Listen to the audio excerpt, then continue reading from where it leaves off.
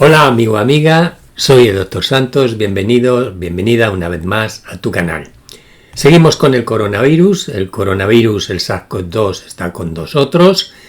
Como os he dicho en otros vídeos, ha venido para quedarse y por desgracia la enfermedad, la COVID-19, está causando miles y miles de muertes. Y mientras tanto, ¿qué está pasando? Pues fijaros, lo que está pasando es que tenemos una nueva vacuna, tenemos unas nuevas vacunas, pero paralelamente existe tensión, una importante tensión entre las farmacéuticas y algunos países, concretamente aquí en Europa, existe una importante tensión comercial entre las farmacéuticas y la comunidad europea, que puede afectar gravemente al desarrollo de la vacunación y sobre todo que puede enlentecerlo de una forma muy importante. ¿Qué tenemos también? Pues tenemos unos contratos públicos que se han firmado entre estas farmacéuticas y la comunidad europea concretamente, total y absolutamente opacos, muy opacos. Prácticamente no se sabe absolutamente nada de lo que figura en estos contratos.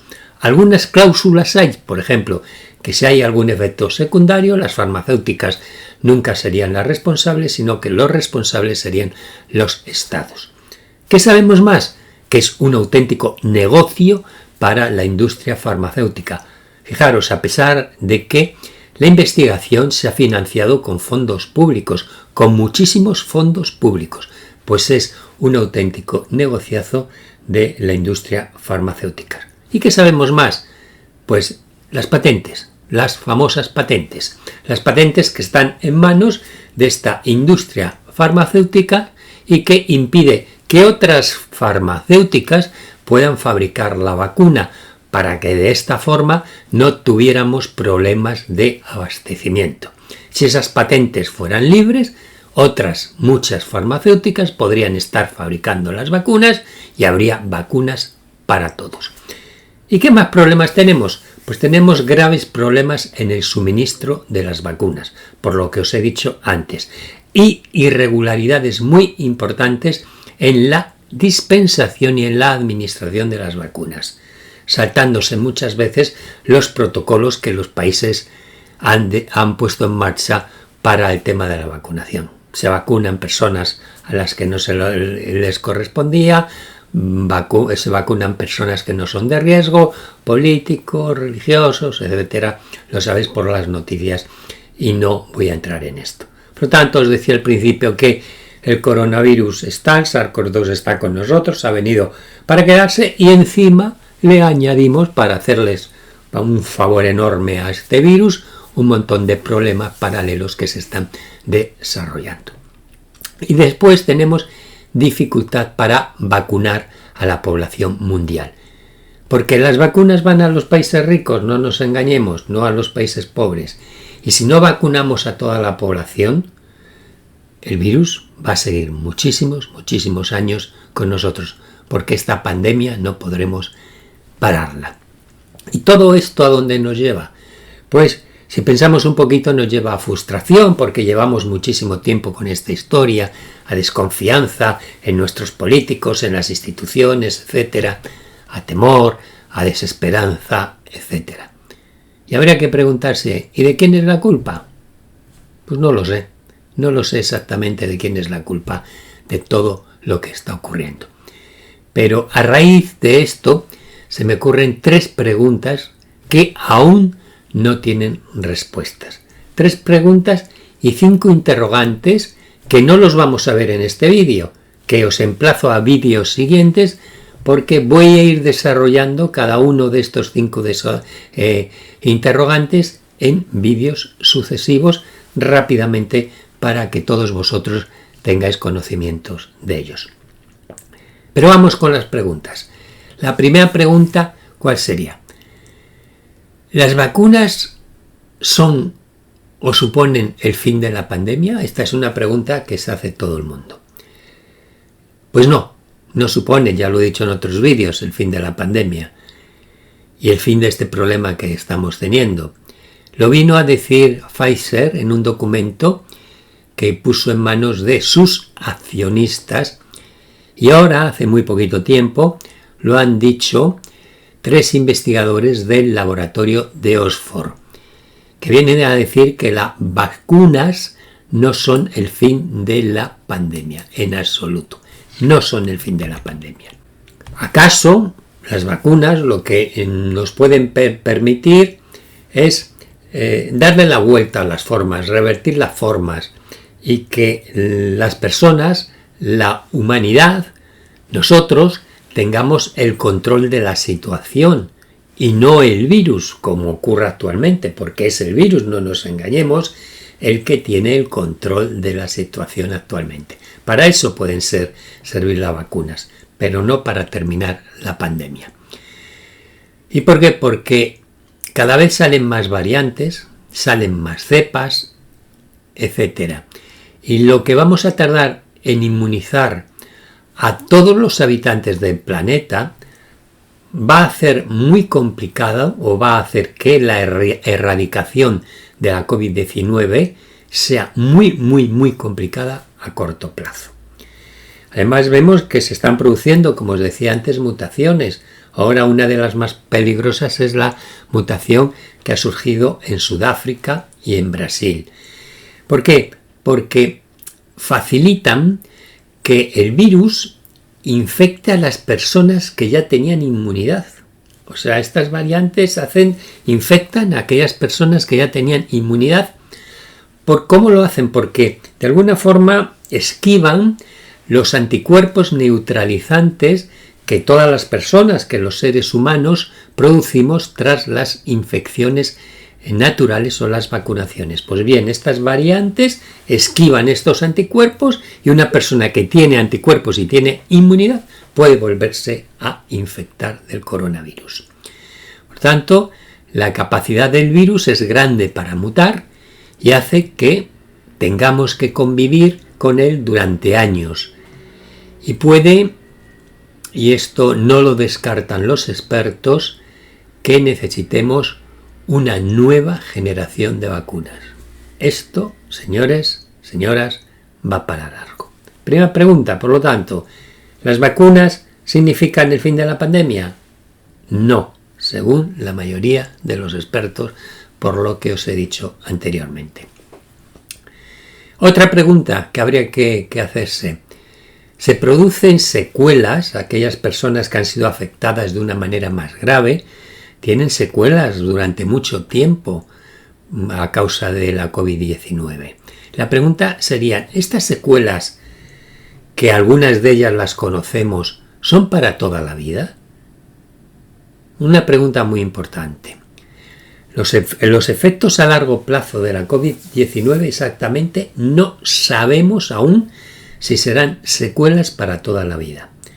Pero sí que están identificados, al menos en las personas que han sido muy afectadas, porque sabemos que este virus afecta de manera grave a algunas personas y otras personas lo pasan de forma asintomática o les afecta muy débilmente. Pues aquellas personas que ingresan en el hospital o que han tenido que ingresar en las unidades de cuidados intensivos van a padecer una serie de secuelas a lo largo de su vida que de momento no sabemos si van a ser para toda su vida o no, pero sí sabemos qué secuelas son.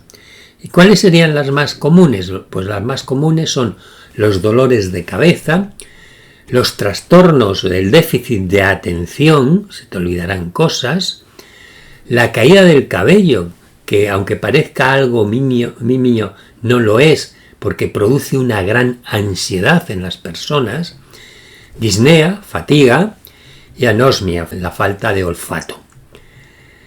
Os decía, fatiga, debilidad muscular, también dificultad para dormir, ansiedad, depresión.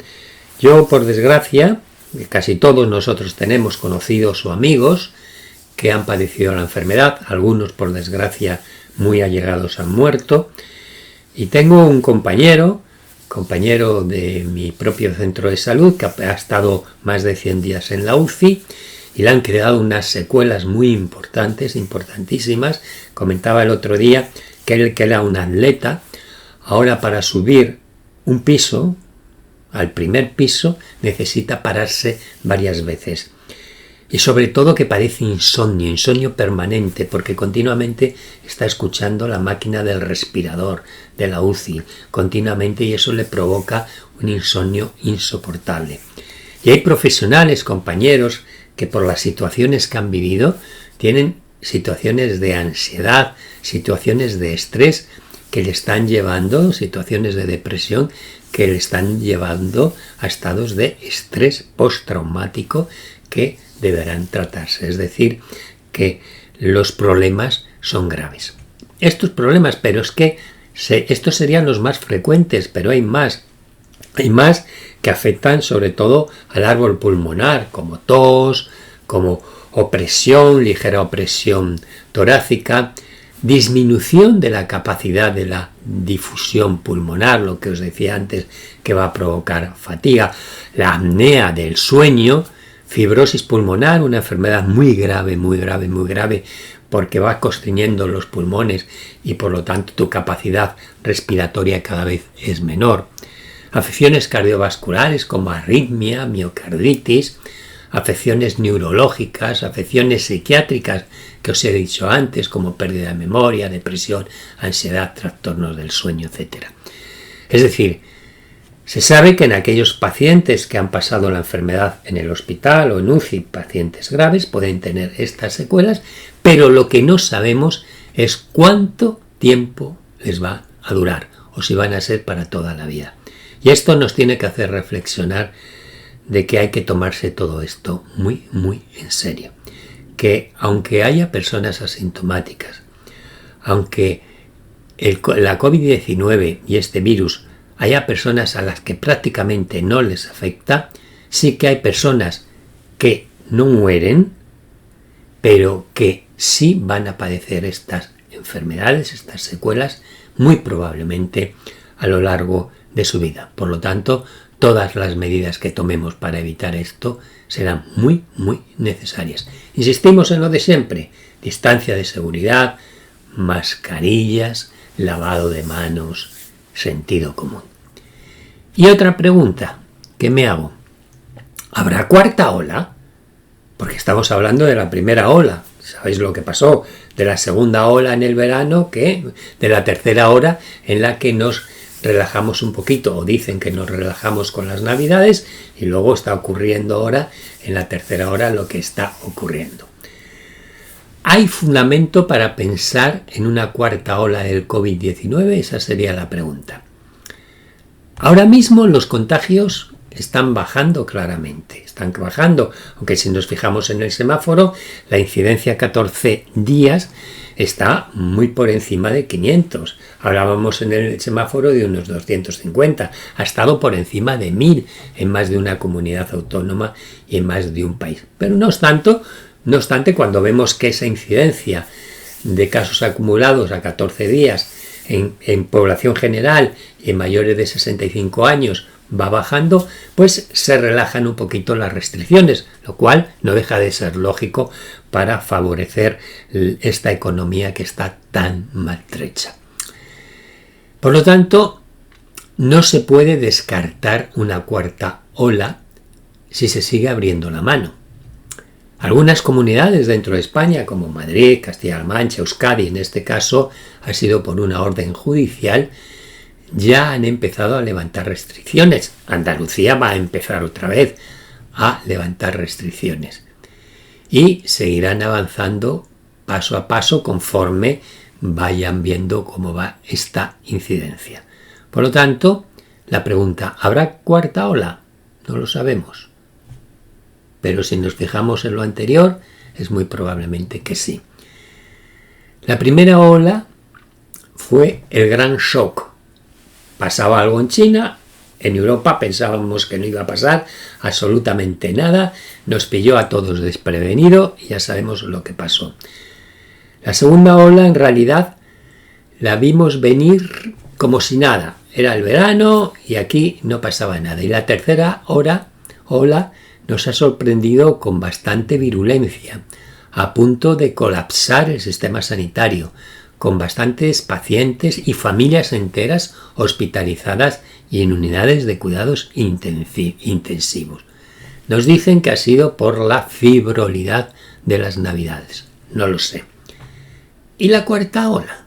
Si la va a haber. Los expertos dicen que es difícil de saber cómo sería. ¿Y por qué es difícil saber cómo sería? Por dos razones fundamentales que ya las hemos dicho a lo largo del vídeo. Tenemos vacuna y la otra, tenemos mutaciones exitosas del virus. ¿Cuál de los dos factores pesará más? ¿La vacuna o las mutaciones? No lo sabemos. De eso va a depender la cuarta ola. ¿De la vacuna o de las mutaciones? ¿Qué tenemos que hacer? Cruzar los dedos y no olvidar el sentido común.